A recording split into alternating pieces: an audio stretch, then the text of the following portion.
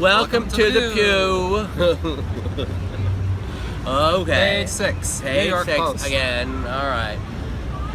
Well, Go ahead, love, Ernie. Yeah, well, you love being in page 6. Yeah. Don't you? Yeah.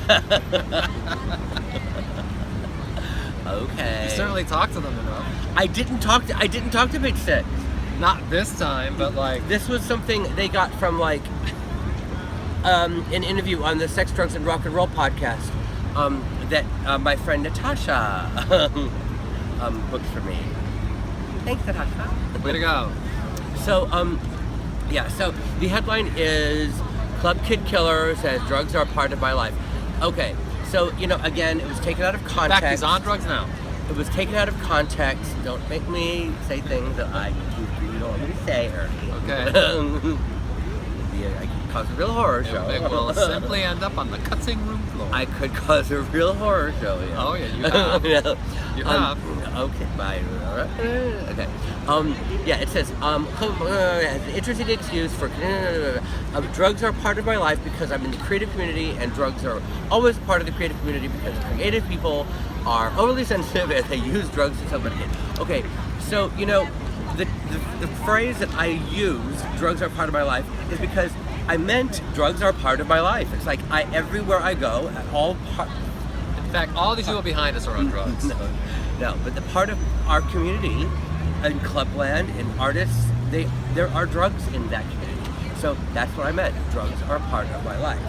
So it was taken out of context, and you know, blah blah blah As blah blah. page 6 is want to do. And it says, you know, if there's a place to use drugs, it's prison. Okay, well that makes sense.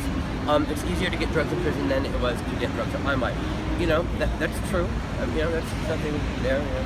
But I mean, it's kind of a non-story. They use that awful picture of me that Ernie is so excited. I've never seen that picture before. It's a picture they use all the time in Page 6. Is it? Yeah, because it makes me look crazy. I look like Imagine. a Looney Tune. Yeah. So Ernie's very excited to show the picture. So go ahead. Show it. Well, I mean, do you want to show it or not? You know what? I don't. It's already plastered all over the internet. Plastered all over Page 6. So here it goes. Anyway, so. Yes, it does kind of make you look like you are crazy and like you are high. Or at least crazy. I mean, it looks like I don't know what I was thinking. I don't know what I was thinking. I don't even remember when that picture was taken. Was it after you came out of prison? Yes, of course. It was taken. I think it was taken around the time of the Glory Days days. It might have been even at the Glory Days days. Did the New York Post take it? Somebody from the Post was taking it. Yeah. Oh well, I mean, we all have bad hair days. Yeah, that's like, you know, I don't even know. I mean, I guess it's the same hairstyle. It's just like this is shorter. Yeah, but your hair looks way better the way it is now than because in that picture. it's too long then. So, in fact, are drugs part of your life? Are you taking drugs? I'm not taking drugs right now. I mean, in fact, I'm wearing a patch. Where is it? Well, I kept it on Monday. And What kind of patch? A nicotine patch? No, it's a patch that because they're getting ready to release me from all of the supervising, post-release supervision, everything. And in order to do that, they have to know, they have to be 100% sure that I have a job, a place to live, and that I'm looking for drugs. So I have to wear this patch. And they're coming next week to look at my apartment and confirm that I have a place to live, and I have to bring them copies of my pay stubs and all that. But what is the patch? It records in real time your sweat, and they can see on their computer, Orwellian really. They can see on their computers or whatever what you're using as you're using it. So so it records. So you're allowed to use it. You're allowed to use so long as they can monitor it? No, they monitor to make sure you're not using it. Oh, okay. Got it. So, yeah. So I've never been so sober in my whole life. And we'll be right back. And now a word from our sponsor.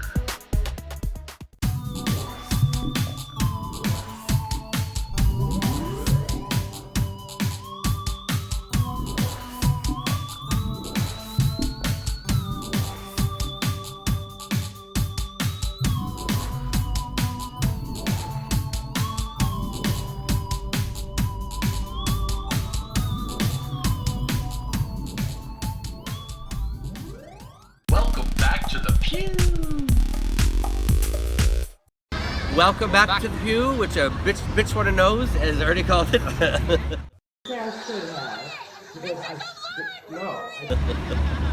Okay, It's getting late. Jacob Soulbooks says, who are some of the newer club kids in New York that have caught your attention or impressed you? Oh, that's a great question, and I hope we can intersperse some pictures here with some of them. If you have pictures of them, I mean, I have pictures of some of the ones that I like. Okay, Mint Soldier is do you know Mint Soldier? I think so, yeah. He's a new kid. He was at Birdie's house with us last night. He works at the in Times Square, not the Guinness World Records, the other one. Madame Tussauds? No, that's the Oddities. Is that it? Ripley's Believe It or Not? Ripley's Believe It or Not, yeah. And he's Times Square Oddities. Yeah. And in the 80s, that would have been every theater. Hannah Moonwitch, Voodoo Boy, Well, why are you impressed by them? Hannah Moonwitch is one of the new hosts at Outrage, and she's just so on top of things. She's a real businesswoman, you know. That's because club kids were first and foremost business people, you know. We were kind of like freaks and punk rockers, but with a business slant to it, you know. It was definitely all about making money, and Hannah is very much that. She goes out with some amazing looks, and she reminds me of Birdie a lot. She's friends with Birdie.